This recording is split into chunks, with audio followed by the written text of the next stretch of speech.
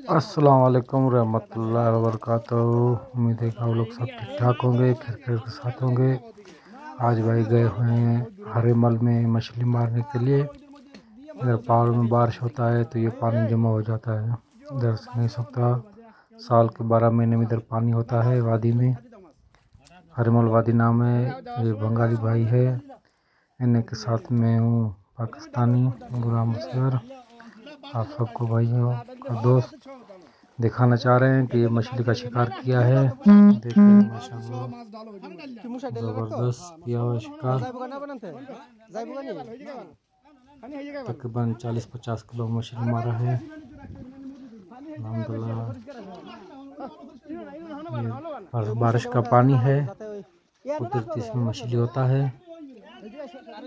छोटा भी होता है बड़ा भी होता है। अभी इसमें जाल में डालेंगे, बड़ा बड़ा निकालेंगे, छोटे को वापस कर देंगे। देखिए सारे बांग्लादेश के भाई हैं, मैं एक पाकिस्तानी हूँ।